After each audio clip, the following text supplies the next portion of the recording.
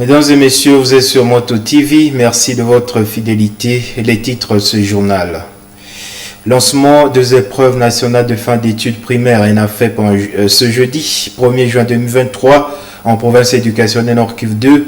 Les cérémonies d'ouverture se sont déroulées à l'école primaire d'application Nyuki en ville de Butembo. Plus de 81 000 lauréats sont attendus à cette édition dans cette entité de l'EPST. L'enseignant Kassienene Albert, assassiné le mardi 30 mai à l'Epehanga, a été inhumé et ce jeudi 1er juin. Dans leurs derniers hommages, ses collègues retiennent de lui un homme vaillant et déterminé dans l'exercice de son métier d'enseignant. Mesdames et messieurs, installez-vous confortablement pour l'intégralité de ce journal. Vous êtes prêts pour suivre ce journal, mesdames et messieurs, en voici l'intégralité. Les épreuves de l'examen national de fin d'études primaires ENAFEP ont été lancées ce jeudi 1er juin, ici en province éducationnelle Nord Kivu 2. Les cérémonies se sont tenues à l'école primaire d'application Nyuki. Les autorités de cette province ont présenté les effectifs de plus de 81 000 lauréats attendus pour cet examen. Je te lis Angunayo, nous en fait le point.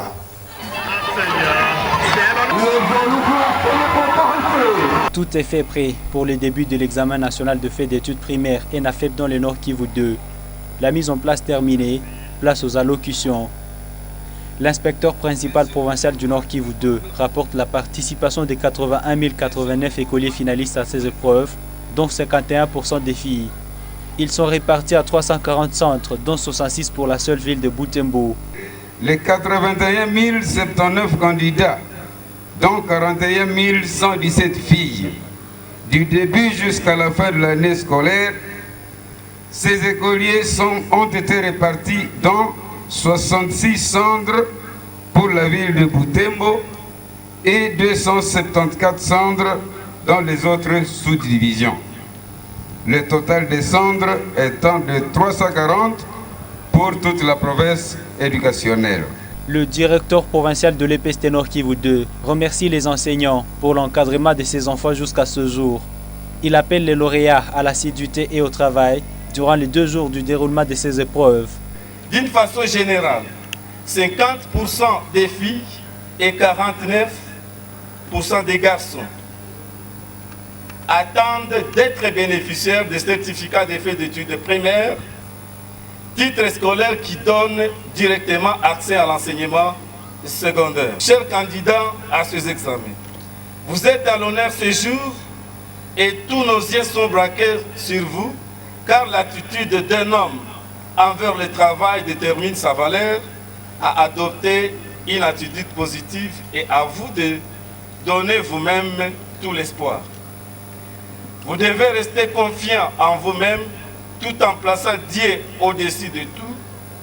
Faites attention à la lucidité et au respect des consignes tout en gérant rationnellement l'état vous accordez pour ne pas plonger dans la précipitation.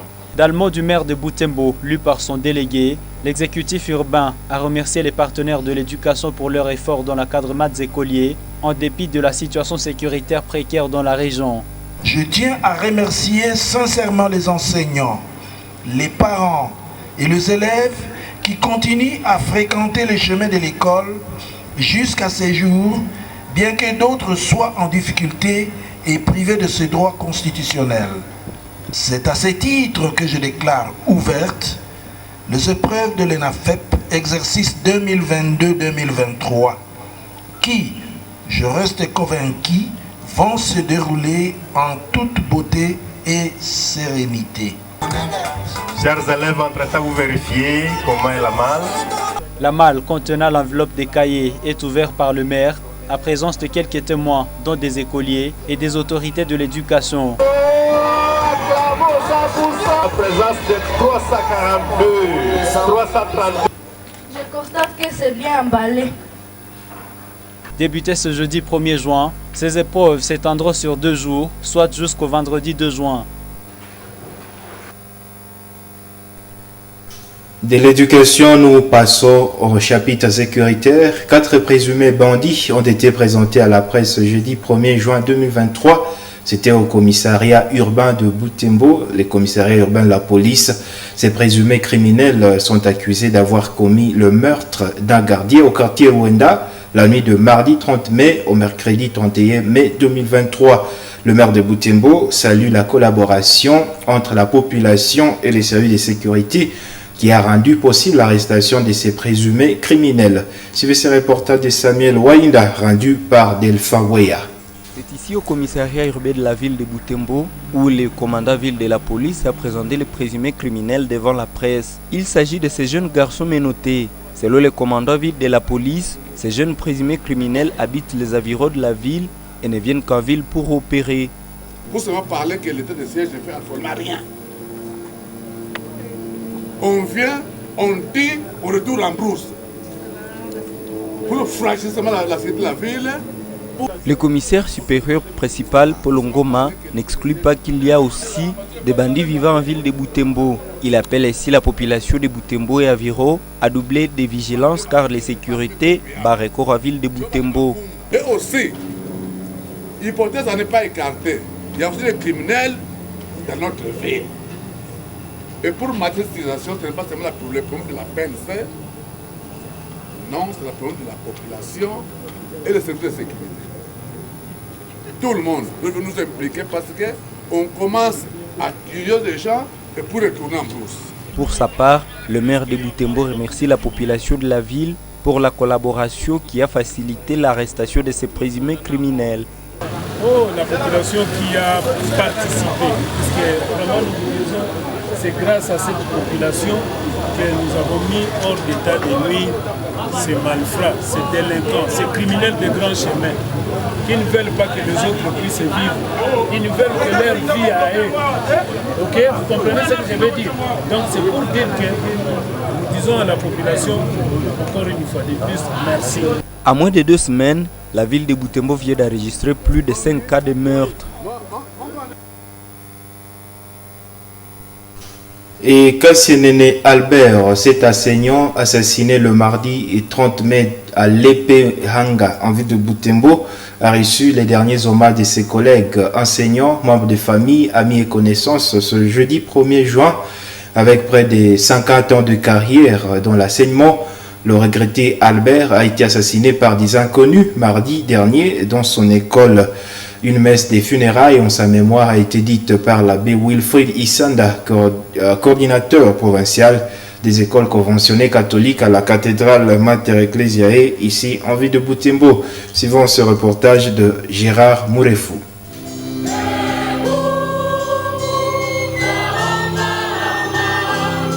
Ils étaient nombreux, les personnes venues rendre les derniers hommages à l'enseignant Kassienene Musibiro Albert. Ils se sont rendus à l'église à la paroisse cathédrale. Les mentions étaient grandes parmi les participants. Ils ne savaient pas retenir leurs larmes. L'abbé Wilfried Isanda, dans son homélie, a déploré l'assassinat de cet enseignant appelé service.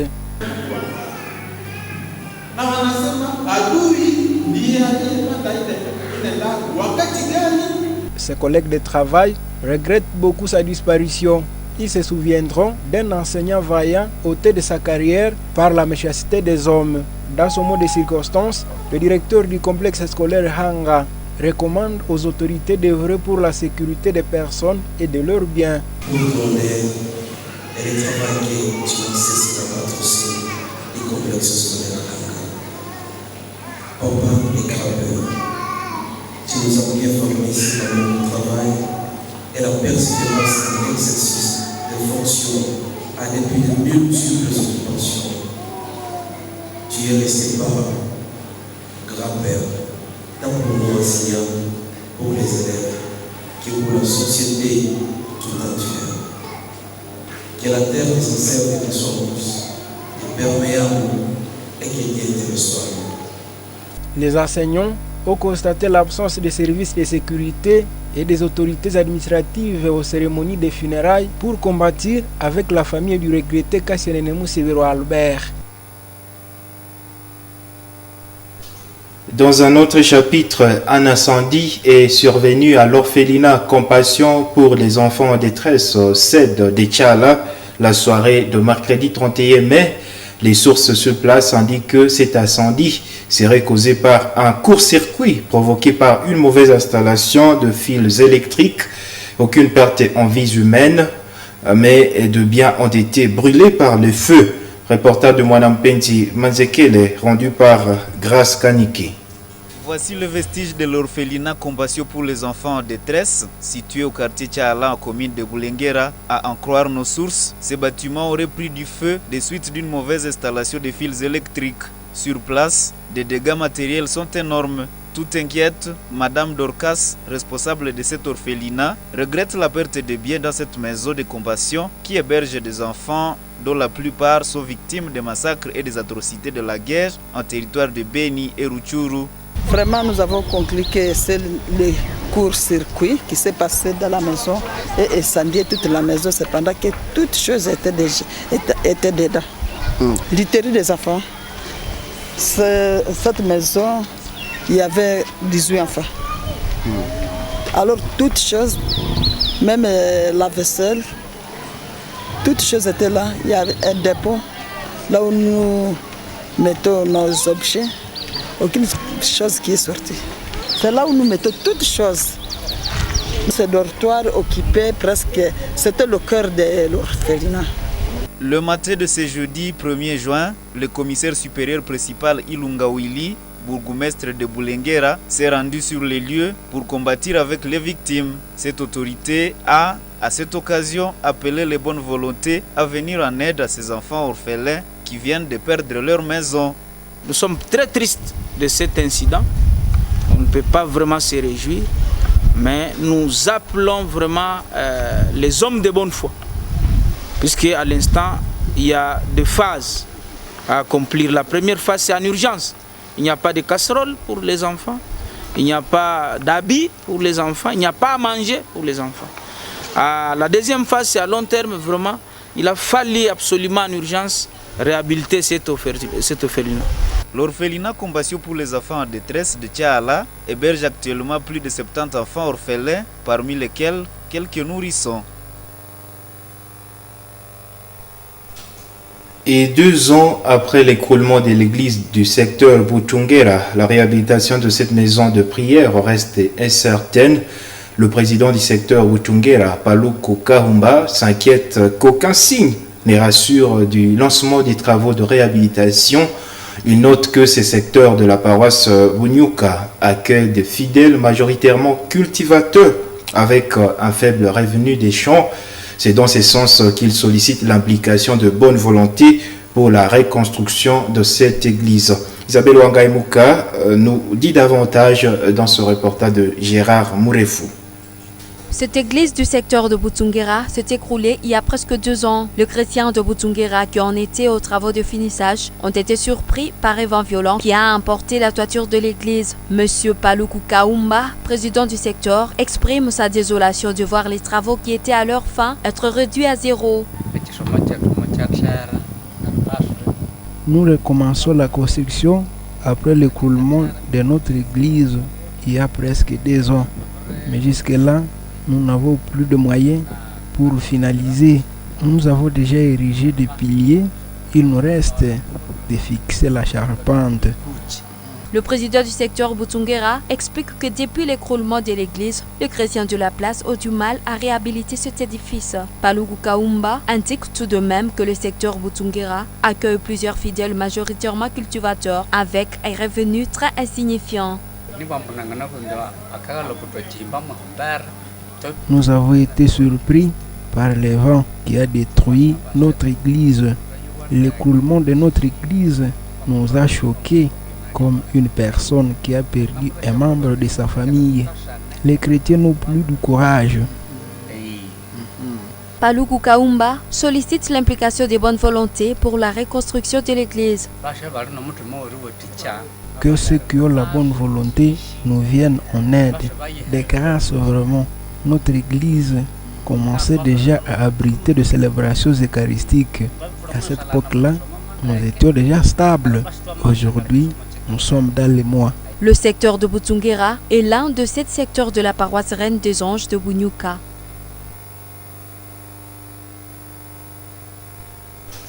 Le 1er juin, c'est la journée mondiale du lait. À cette occasion, MotoTV s'est intéressé aux différentes préférences des consommations de séries de lait disponibles sur le marché de Butembo.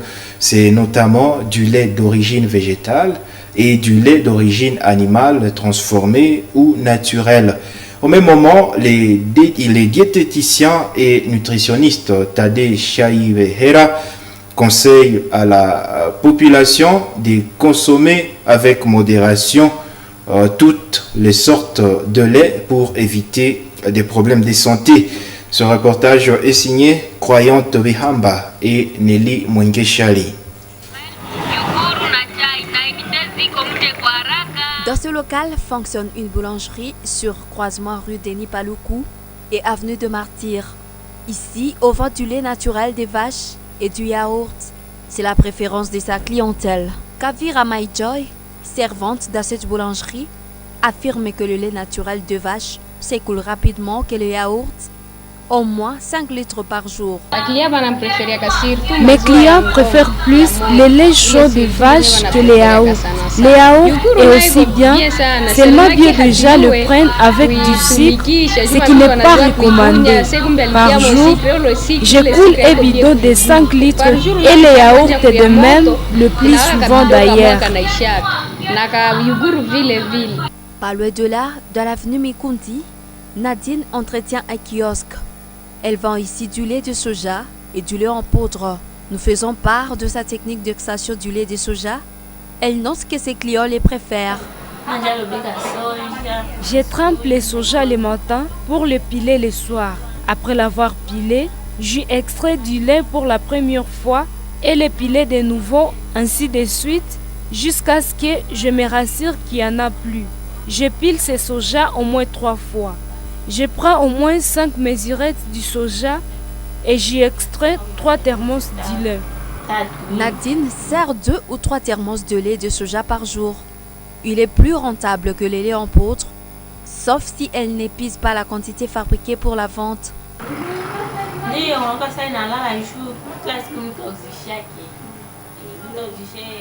Il arrive que ces 3 thermos de lait de soja ne s'achèvent pas car la chasse ne sourit pas chaque jour. Cela me complique souvent. Les conserver n'est pas facile car plus le temps s'écoule, plus le lait devient inconsommable. Kavira Mukirania, une cliente, est en train de se ressourcer. Elle dit qu'elle préfère du lait de soja. J'ai préféré le lait de soja car c'est ce qui contient trop de protéines. Le nutritionniste et diététicien Tade indique que tous les laits sont nutritifs. Cependant, il conseille une consommation modérée de tout lait. Alors, par rapport aux autres laits, ou bien on parle de substituts de lait, ils sont tous de beaux aliments. Le soja par rapport au lait de vache ou bien de provenance animale, ils sont vraiment, ils apportent presque les mêmes nutriments. Donc, quand on est et on n'a pas le lait de provenance de sources animales, on peut utiliser facilement le soja, qui est vraiment un aliment de grande valeur nutritive. Désormais, ce n'est pas un problème. Mais il ne faut pas mélanger quand même ces deux laits. Comme je dis que c'est parmi les aliments les plus riches du monde. Désormais, quand quelqu'un ne prend pas du lait, il est obligé, il risque d'être exposé à des problèmes nutritionnels. Désormais, nous conseillons aux gens de prendre du lait avec modération, effectivement. Cette journée se célèbre dans l'objectif de sensibiliser le public et promouvoir une approche consciente du lait en tant qu'aliment. Chers téléspectateurs, c'est la fin de ce journal. Merci infiniment à vous toutes et à vous tous de l'avoir suivi. Au revoir.